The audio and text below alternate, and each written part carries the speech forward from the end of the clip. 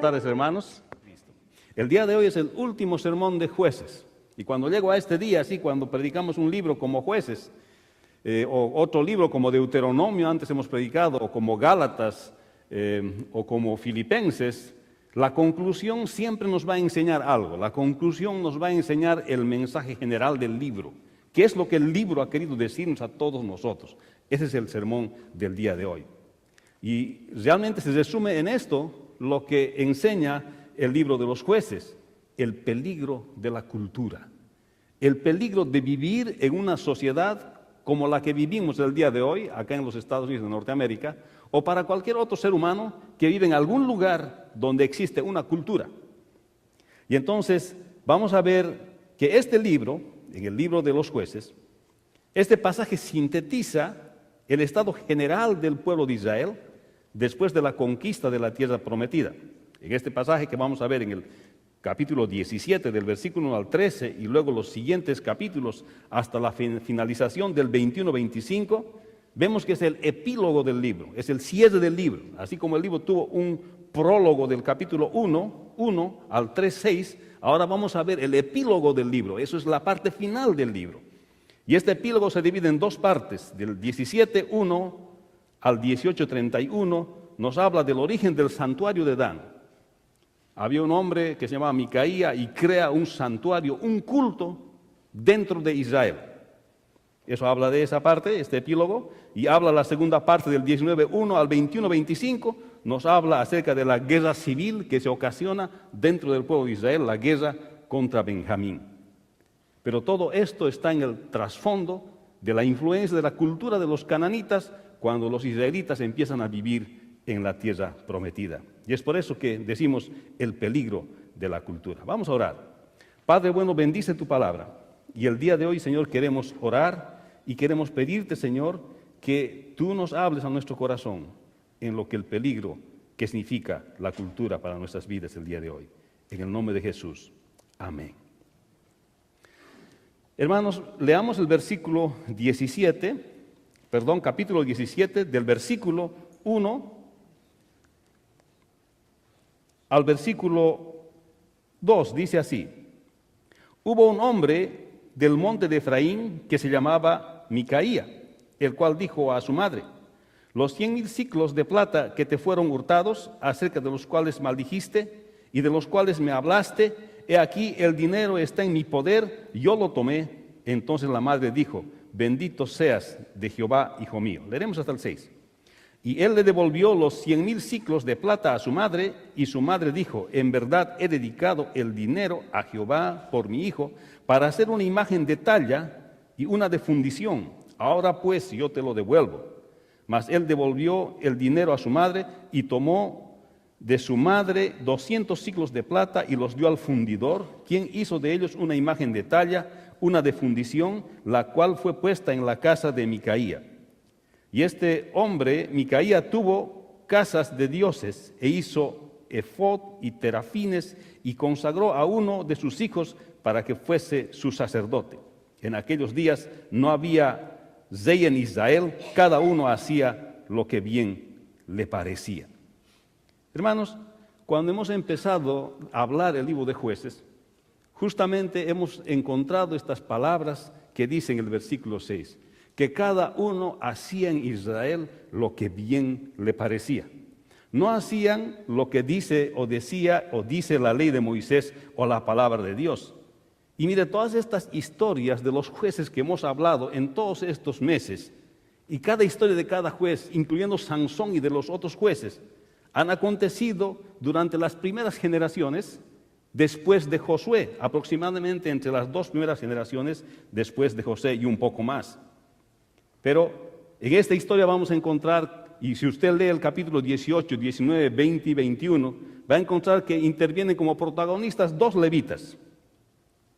Y hermanos, abunda un paralelo entre lo que es el prólogo y lo que es el epílogo. El prólogo es lo que introduce al libro de Jueces y el epílogo es donde concluye el libro de Jueces. Hay unos paralelos en el epílogo y el prólogo. Por ejemplo, se habla de la tribu de Judá, de su preeminencia cuando ataca a los territorios que todavía no han sido conquistados. pero en el epílogo vamos a encontrar que Judá empieza a luchar más bien contra Benjamín, contra su propio pueblo. Y estos paralelos enmarcan las historias de los jueces y nos invitan a comparar un poco el inicio del libro. Por eso, cuando usted tenga tiempo, llegue a la casa, por favor, lea el prólogo, los 3 primeros capítulos de Jueces, y luego lea los 3 últimos capítulos de Jueces y compare lo que el autor ha querido decir. Lea, por favor, tome ese tiempo en su casa. Pero hay muchos paralelos. En el prólogo, Judá es victorioso, decía, y en el epílogo está asociado Judá a la derrota y al error. Eso lo puede haber en ambos lados. En el prólogo, Judá hiere a filo de espada y aplica el anatema, o sea, vence a los que están allá, y prende fuego a las ciudades cananeas. En cambio, en el epílogo, Israel hace lo mismo, pero con las ciudades israelitas, lo que muestra que ha habido una decadencia moral, ha habido una decadencia espiritual. Antes han luchado contra el enemigo y después al final han luchado entre sí mismos. En el prólogo, Caleb da a su hija en matrimonio al héroe que ha ganado por su proeza a favor del pueblo de Israel. En el epílogo, las hijas de Jabes y Silo son raptadas de sus padres para ser dadas en matrimonio a sobrevivientes de otra tribu. Usted puede ver el contraste que el autor quiere hacer en el libro de Jueces. En el prólogo se habla de los mandamientos de Moisés. En el epílogo, un descendiente de Moisés dirige el culto a los ídolos. Lo que el libro está queriendo mostrar es que empiezan haciendo bien las cosas, pero finalizan haciendo como el Señor no quiere. En el prólogo, Jehová está con Israel cuando sube a Betel para conquistar esta ciudad cananea. En el epílogo, Jehová se muestra distante de Israel cuando sube a Betel para consultarle acerca de la conquista de una ciudad israelita. Hermanos, en el prólogo, Benjamín no desaloja a los jebuseos. En el epílogo, la influencia cananea se manifiesta en la conducta de los benjaminitas. Ellos no eliminaron, no sacaron a los cananeos, pero la vida, la cultura de los cananeos llega a influenciar en la vida de los de Benjamín.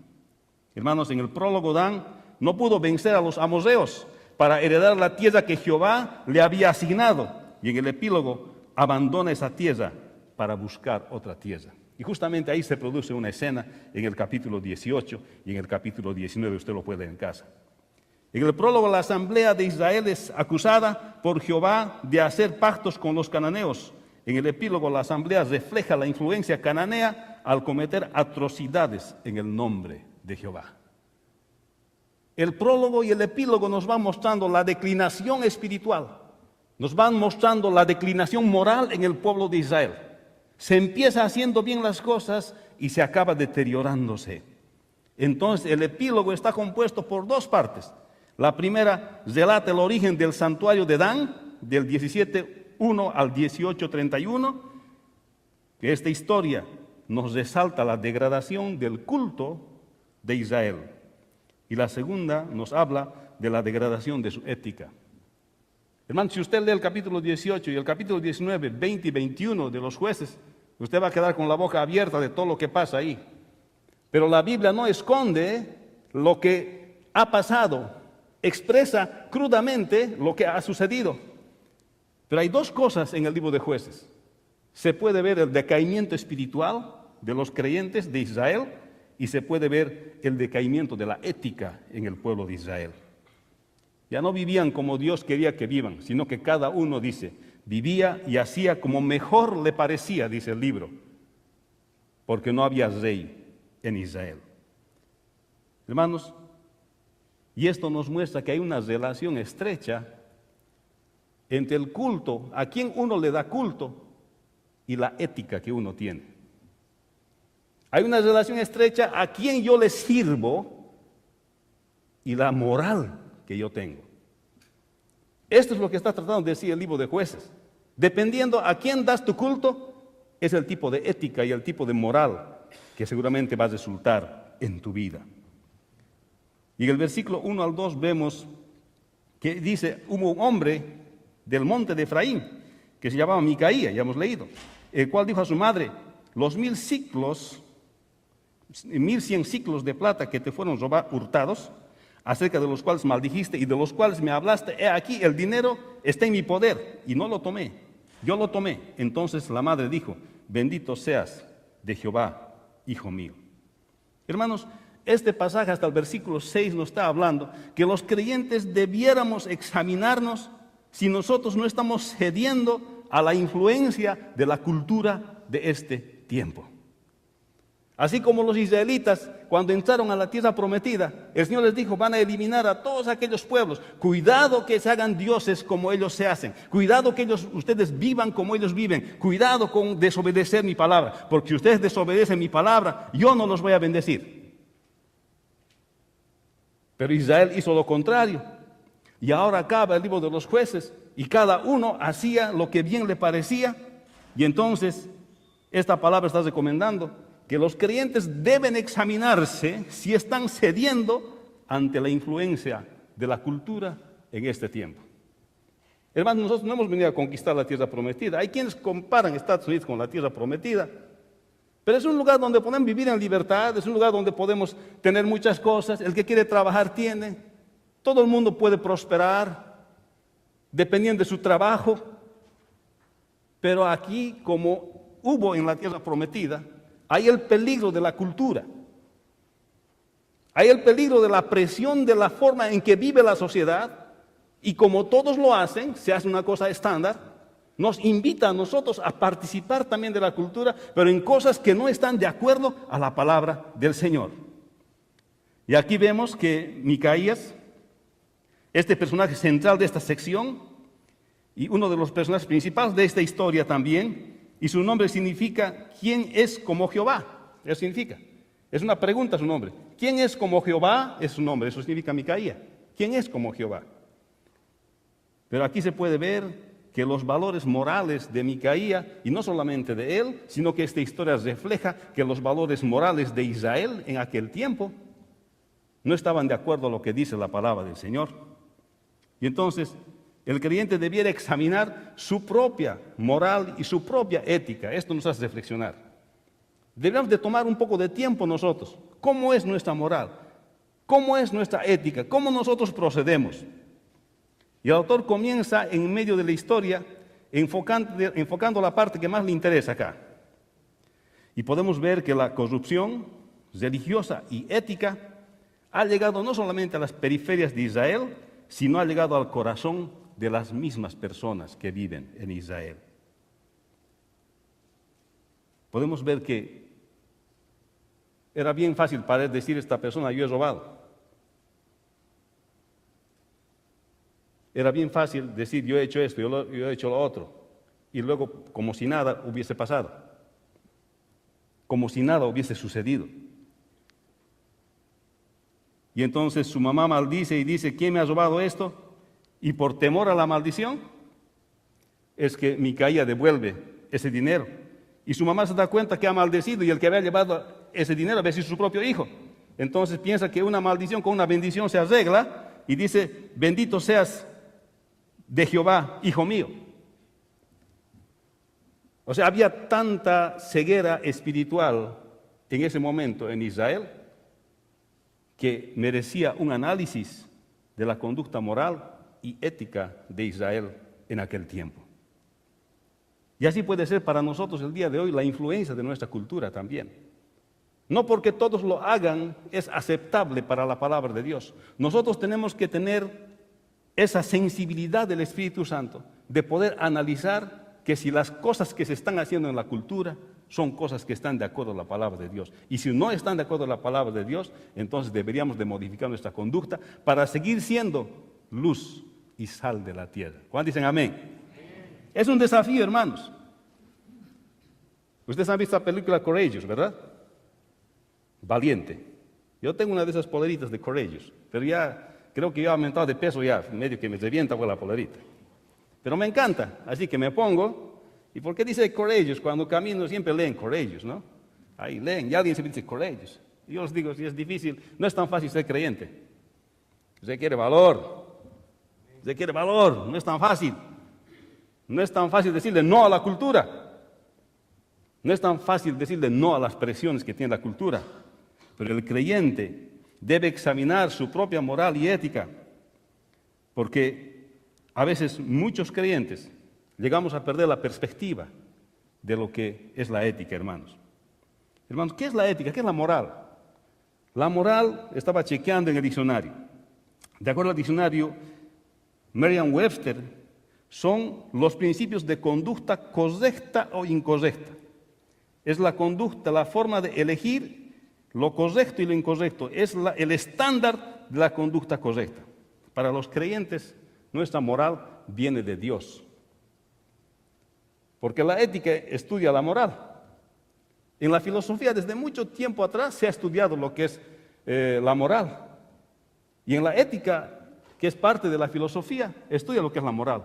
De dónde viene la moral y por qué el hombre adopta ciertos valores morales. Para nosotros, nuestro sistema moral está fundado en la palabra de Dios. Amén. Pero no todos aceptan los principios de la palabra de Dios de lo que está bien y de lo que está mal. Es lo que estamos diciendo. La moral es lo que la Biblia dice que está bien, lo que la Biblia dice que está mal, está mal. Eso es para nosotros los creyentes. Pero no todos aceptan eso. Hay muchos que dicen ser creyentes, incluyendo el presidente de la República aquí en los Estados Unidos. Él ha tomado su postura. Dice que es creyente. Pero sus valores morales parecen no igualar a la palabra del Señor. Entonces, esa es la moral. La moral es si nosotros, que quien nos dice que está bien, que está mal, es lo que es la palabra de Dios para los creyentes. Es para nosotros, los creyentes. La Biblia es lo que nos dice a nosotros. Pero ¿qué es lo que estaba pasando en Israel? En Israel cada uno hacía como bien le parecía. No estaba haciendo como dice la Biblia que está bien, que está mal. Entonces hacían cualquier cosa. Robar no era malo. No era malo hacer ídolos, no era malo, porque no estaban yendo conforme a la palabra del Señor. Hermanos, la moral cristiana está centrada en Dios. Eso quiere decir que los creyentes tratamos de ser como Dios. Nuestra medida de hacer las cosas es el carácter de Dios. Imitamos a Dios y queremos ser como Dios, porque eso dijo el Señor Jesucristo, que seamos como Él. Ahora la madre se da cuenta que ha maldecido a su hijo, a Micaías, y las maldiciones pedían sufrimientos horribles de acuerdo a la ley de Moisés, Números 5:21, Deuteronomio 28:15 al 68. Entonces se da cuenta y quiere neutralizar esta maldición, y bendice a su hijo. Piensa que es hacer las cosas así rápidamente. Micaías no cumple la ley de restituir el 120% cuando alguien ha robado, eso decía la ley, pero solamente quería hacer esto. Cuán confundidos estaban, y se ve la ausencia de la palabra de Dios, una decadencia espiritual. Sus padres habían conocido a Dios, pero Dios, una vez más, en la tierra prometida, se habían extraviado los israelitas de su fe. Estaban confundidos, no estaban haciendo como Dios les había dicho que hagan. Hermanos, no solo tenían una moral que no venía de la palabra de Dios, sino que también tenían un estado de decadencia espiritual. Por eso es que a veces no igualamos las personas, hermanos. Cuando uno adopta un sistema moral que está fuera de la Biblia, o la esposa adopta un sistema moral de este estilo, el esposo de este otro estilo, ¿cuál es realmente el que manda en la casa? Pero si los dos nos ajustamos a la palabra del Señor, es el sistema moral que manda en la casa. Amén. Y es la forma de ponernos de acuerdo, como dice la palabra del Señor. El creyente debiera examinar si hay sincretismo en su propia vida. Mire lo que dice el versículo 3. Y él devolvió, dice, los 100,000 siclos de plata a su madre, y su madre dijo: en verdad he dedicado el dinero a Jehová por mi hijo para hacer una imagen de talla y una de fundición. Ahora pues yo te lo devuelvo. Mas él devolvió el dinero a su madre y tomó a su madre 200 siclos de plata y los dio al fundidor e hizo con ellos una imagen de talla y una de fundición, y ella fue puesta en la casa de Micaía, y este hombre Micaía tuvo casa de dioses. E hizo efod y terafines y consagró uno de sus hijos para que fuese sacerdote. En aquellos días no había rey en Israel y cada uno hacía como bien le parecía. Hermanos, el creyente debiera examinar, nosotros como creyentes deberíamos examinar si hay sincretismo en nuestras propias vidas. ¿Qué es sincretismo? Hermanos, el sincretismo no es más que mezclar nuestra creencia en Dios con otras creencias que no son bíblicas y creer que es la verdad. Ese es el sincretismo. Estos creyentes en Israel estaban confundidos, porque lo que hace es devuelve el dinero, ok, ya diremos que está bien que ha devuelto, no cumple con la ley, pero a su mamá dice, eres bendecido mi hijo, y le da 200 ciclos de plata para que mande a hacer una imagen. ¿Para qué? Para honrar a Jehová con un ídolo. Estaban ignorando la palabra del Señor, Éxodo 20, que decía que no te harás imagen ni ninguna semejanza. Pero estaban tan confundidos que estaban mezclando la fe en el Dios vivo y verdadero con la idolatría. Eso es sincretismo. Mezclar la fe cristiana con la idolatría. Hermanos, y esto es lo que estaba sucediendo. Pero a veces los ídolos no solamente son de madera y de metal, como eran en esa época, como lo que estaba mandando a fabricar la mamá de Micaía, Micaía. Pero esta palabra sincretismo a veces no es muy usada en nuestro medio. Pero podemos decir que significa practicar y combinar varias religiones. Aquí en el mismo tiempo de los jueces estaban haciendo esto. Y piensan que ellos podían satisfacer las exigencias de los dioses paganos y de esta manera satisfacer también a Jehová, Dios de los ejércitos. Hermanos, a pesar de que el nombre de Micaía significa ¿quién como Jehová?, era una contradicción a lo que él estaba haciendo, fabricando ídolos en el nombre de Jehová. Eso es sincretismo. Pero puede haber sincretismo en nuestras vidas también. Podemos estar creyendo cosas que no están en la palabra del Señor. Podemos estar viviendo con creencias completamente equivocadas que no están en la palabra del Señor. Por eso que debiéramos examinar nuestras vidas si en nuestra vida no hay sincretismo. A veces tenemos lealtad a otras cosas, tenemos otros dioses en nuestras vidas. Y estamos mezclando esos dioses con el culto al Dios vivo y verdadero. Pero ¿sabe qué? Eso no funciona, porque finalmente a Dios no le agrada eso. Y el sincretismo lo único que denota es la decadencia espiritual de la vida del pueblo de Israel. Y no solamente de la mamá de Micaías, sino que está mostrando la condición del pueblo de Israel. Cuando uno está alejado de Dios probablemente es sincretista. Piensa que puede combinar las cosas de Dios con las otras religiones, con creencias falsas, con creencias equivocadas, con asunciones equivocadas. Piensa que puede combinar y que de paso le va a agradar a Dios. Este pasaje prueba que no es así. Hermanos, todo ocurre porque no había autoridad espiritual en Israel. Eso dice el autor. Es por eso que el apóstol Pablo más tarde afirma en Romanos capítulo 13, que Dios ha puesto a todas las autoridades, no solamente a las civiles y políticas, sino a todas las autoridades.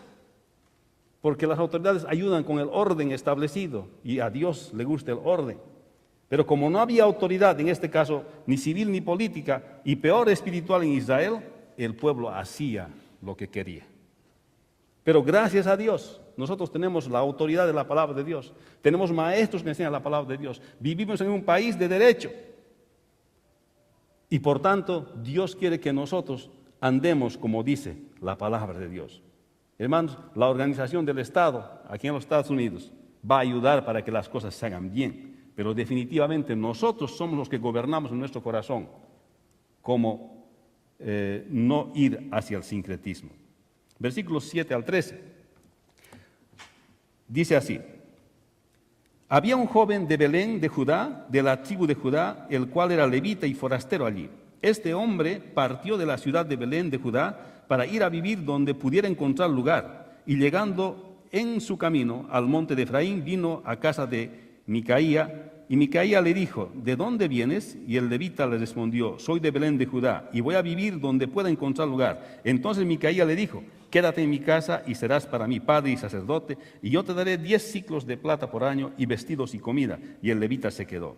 Agradó pues al levita morar con aquel hombre, y fue para él como uno de sus hijos. Y Micaía consagró al levita, y aquel joven le servía de sacerdote, y permaneció en casa de Micaía. Y Micaía dijo: ahora sé que Jehová me prosperará, porque tengo un levita por sacerdote.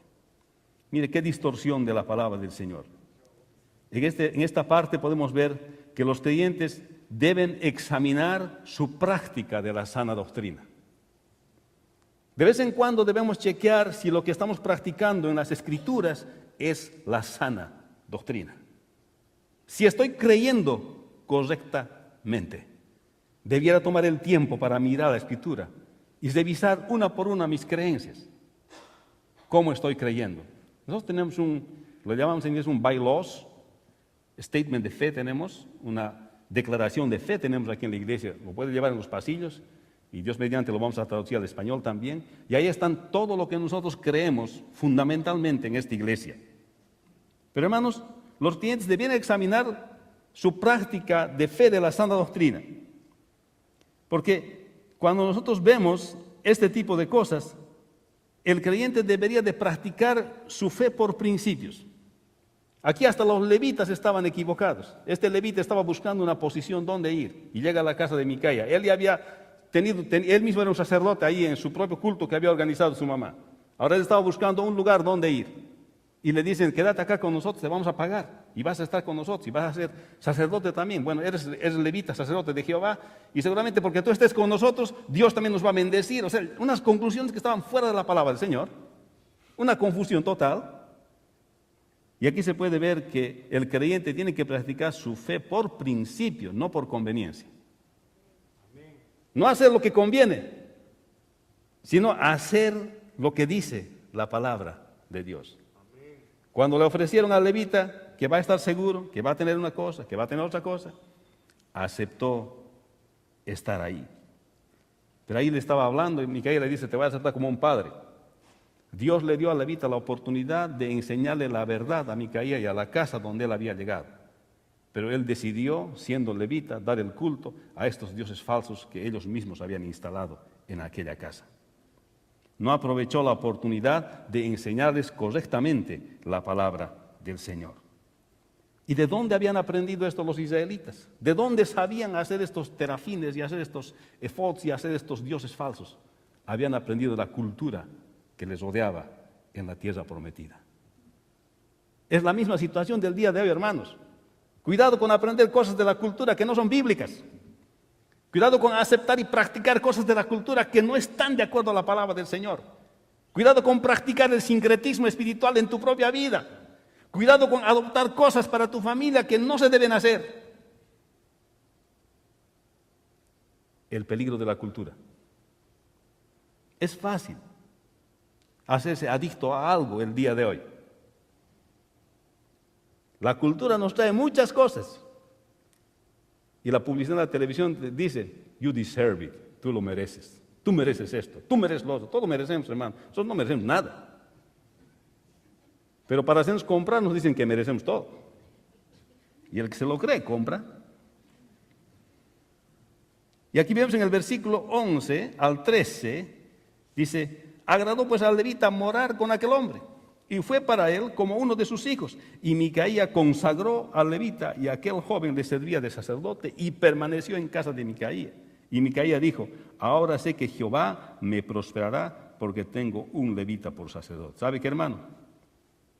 El creyente debe distinguir entre las supersticiones que a veces se meten en la fe.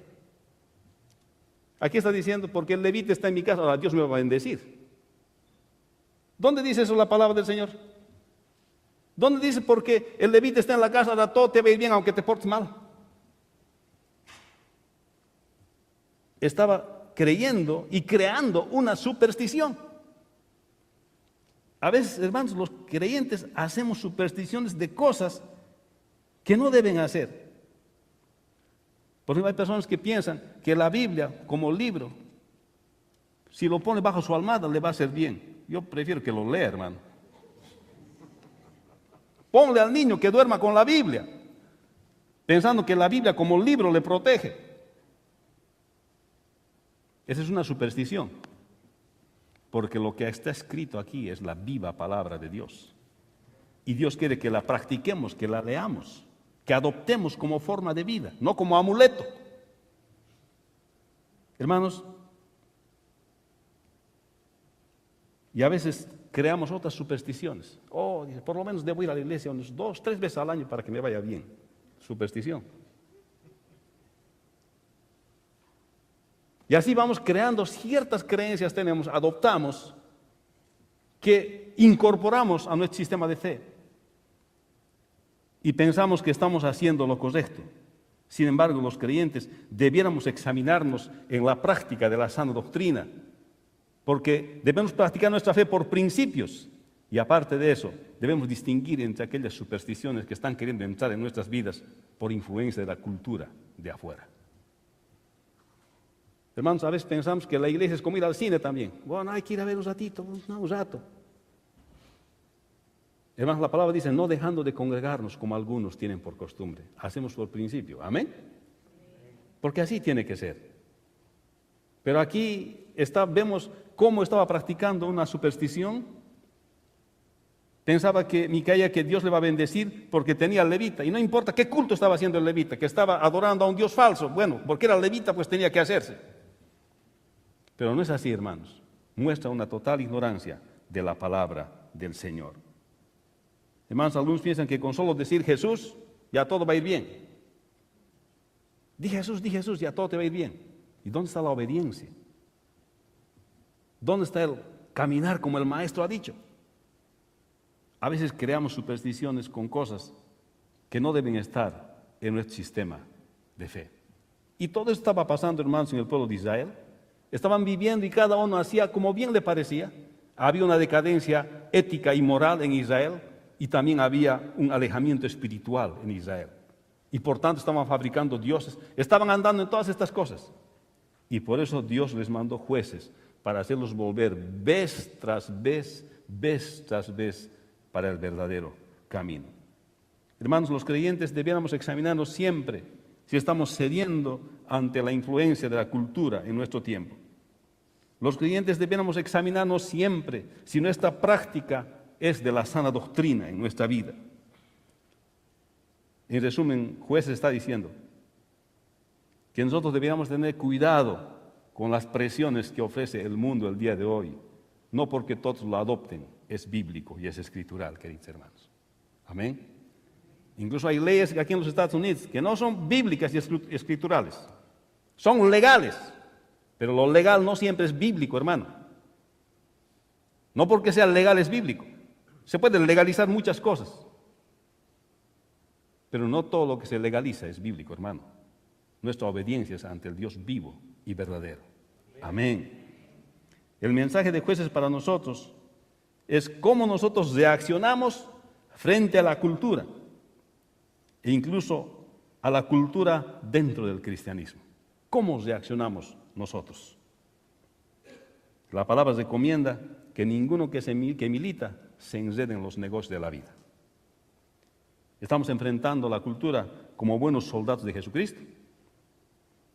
Ahí está el peligro de la cultura. Mantengámonos firmes como buenos soldados de Jesucristo. Y si hoy has cedido en algo a la cultura, el día de hoy puedes venir a Cristo y arrepentirte.